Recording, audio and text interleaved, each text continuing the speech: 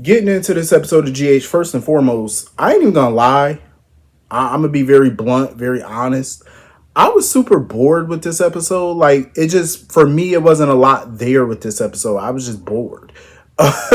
It just came off very dull. Like, and then I understand the US and Canada got two different episodes. I think Canada got tomorrow's episode. I think. Did they? I think it was tomorrow's episode they got. Um, yeah, so I think they got tomorrow's. We got today. So tomorrow we should get Wednesday, and Canada's gonna get Tuesday's episode, and then Thursday we should be back on schedule on the same accord. If I remember correctly. Um, but yeah, this shit was whack. It was boring. It was some good parts to it though. Don't get me wrong. Like it was some good scenes. Overall, it was just lame. But I'm gonna try to get this review done as quickly as humanly possible. To be honest with you, because I was straight up yawning watching this episode.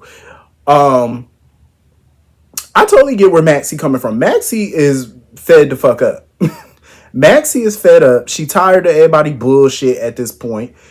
You know, when it comes down to deception, because she feels like she's doing everything. You know what I'm saying? I'm glad Maxi had Felicia to talk to about this. I love their scenes today because at the end of the day, she needed somebody to vent to and get all her frustrations out that she trusts. You know, who better than her mother? But yeah, Maxie fed up, and I can't blame her. She's sick of Lucy. You know, everybody at the office is tired of Lucy. She tired of BLQ because she feel like BLQ does not prioritize the company. You know what I'm saying? Like between her pending marriage to Chase and her music management career and stuff like that, she just feels like, deception is not, a top priority for BLQ. I don't blame Maxie. Like, she is fed to freak up with everybody and everything. I don't blame her.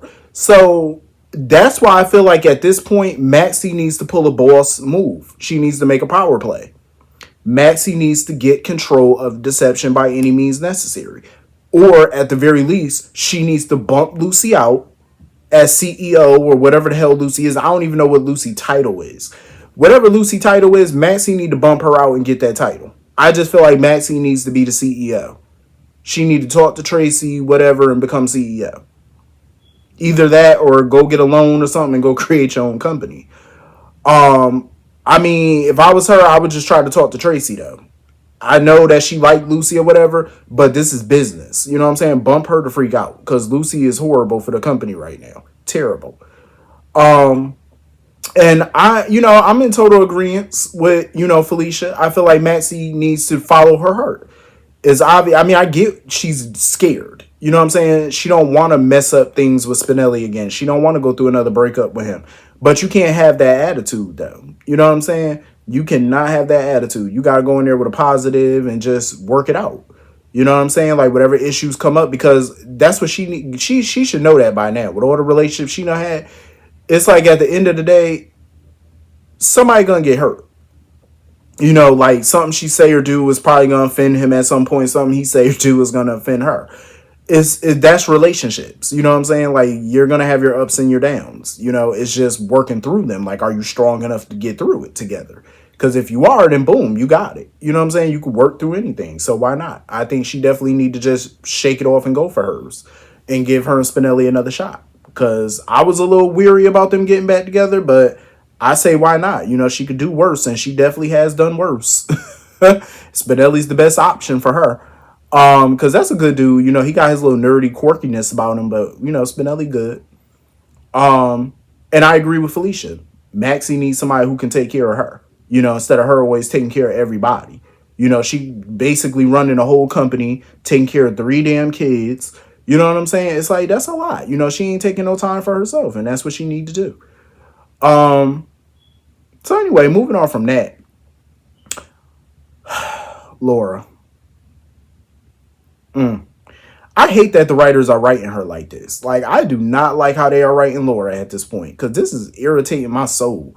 Like, for her to sit here and still harp on the fact that Sonny beat Cyrus' ass and she still want him arrested for that, like, that is so dumb.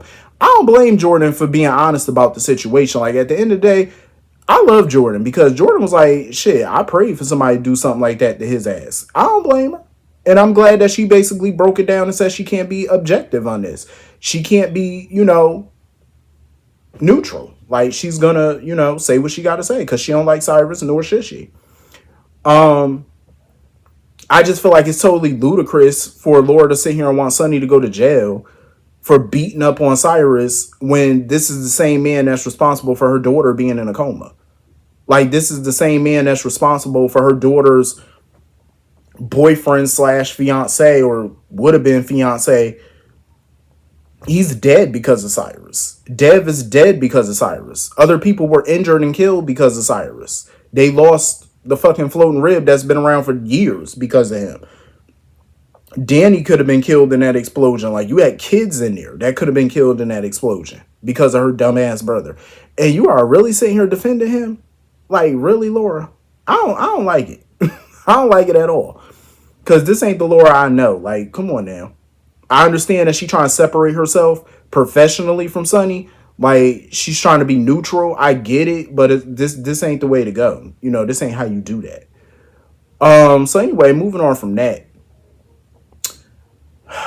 Joss, Trina, and Dex. I don't like the way that they be trying to talk as if Dex and Trina and Joss got this strong friendship or something like that. Like Dex and Trina are not close. Like she barely even knows him. But yet they talk as if they're the gruesome threesome or something. Like they the three damn musketeers or something. Like they've been around with each other for years and years and years. No, you haven't. Like I ain't understand all that.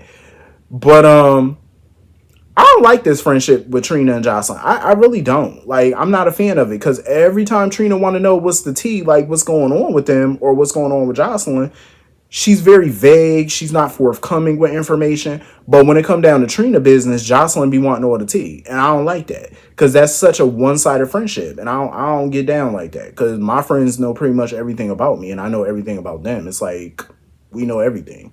We know where all the bodies are buried with each other.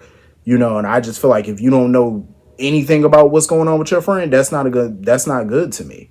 You know what I'm saying? Like how you been friends with somebody for this long and you can't confide in them or tell them certain details about your life. Like that's ridiculous to me. And that's how I feel when I see their friendship. Because every time Trina asks, Josslyn's evasive. Like she just don't want to say nothing. And I get it. Sometimes, it's a legal situation or, whatever, but I'm like, that's your best friend. Like, if you can't tell Trina, who the hell can you tell? I don't want Joss and Dex to get back together. I don't care for them as a couple. I mean, my thing is, if they do get back together, which I'm pretty sure they might, you know what I'm saying? I just don't care about them as a couple. I just don't. Because I just feel like they don't have nothing else to talk about but Sonny. That's literally every conversation they have is the same damn thing. It's the same issue. And it's tiresome. It's like, find some new material for y'all. Like, find something new to talk about because this ain't it. So anyway, moving on from that. Speaking of Sonny, I was surprised that him and Brick was talking about how they got some dudes or whatever. I said, so wait a minute. Sonny really did send those dudes to beat Kate Jagger ass? I said, oh, I was trying to give Sonny the benefit of the doubt. I was like, oh, he really did do that shit. I really was trying to give Sonny the benefit of the doubt. I was like, oh, I don't see Sonny doing that now. I mean, Sonny done did some wild stuff, but that, sending somebody to beat up an FBI agent, I said, oh, that's a bit much. But he sure did. I said, oh, that's what we doing. Sonny better hope there ain't no proof. I'm just saying. The mayor already trying to get your ass for Cyrus. She gonna get you for an FBI beat down now. That's a federal offense, bro. I'm telling you, them little placebos making Sonny bit bold, ain't it? Hey, Sonny always been reckless though. Like Sonny don't think. Like a lot of times he really just don't think. Like he just do. He just react. You know what I'm saying? Deal with the consequences later. Don't even care. And that's the thing. He expect to deal with the consequences later. And of course, that's more work for Diane. Because now Diane got to do backflips to keep his ass out of prison. Even though she gets paid handsomely to do it. But still, that's a lot. Like, that's a lot. This whole Sonny Ava situation,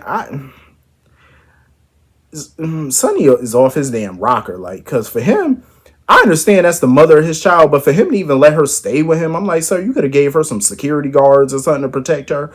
Like, it's a plethora of things he could have done. And speaking of certain things, whatever happened to Windermere being sold? Like, we ain't get no more information about that. Like, who the hell was the buyer? They just kind of dropped that. So we're not gonna find out who the buyer was. Like, what they gonna do with the home? Like, I think last time there was some development group or something. So like, we're never gonna see Windermere again. Like, what's going on with that? Um, Hopefully, like, we get some info. But yeah, Sonny and Ava, like, after everything Ava done did, I'm surprised Sonny is even that cordial with her. Cause I would have just been like, yeah, drop my daughter off and slam the door in the witch face. Like, I'm just saying. And Ava is so two-faced and I love it. Because she pretty much was throwing Nina ass under the bus. She was like, listen, Nina did all this to herself. I said, with friends like you, bitch, you need an enemy. Like, damn. Tell her how you really feel. She been just throwing Nina under that bus. Like, she just been getting bulldozed by Ava ass. And Nina don't even know it. Been getting ran over, don't even know it. Because Sonny, he was basically like, listen, she need to get over it. I don't want her no more. She need to just get over it and face the facts that this marriage is done. Yeah, it's not gonna be long before Ava's creeping up in Sonny bed. It's gonna be rather soon, I see. So anyway, moving on from that, I don't like Brick and Jordan, like this potential Brick and Jordan situation. Like, I don't want her with Drew, but I damn sure don't want her with no Brick. I'm like,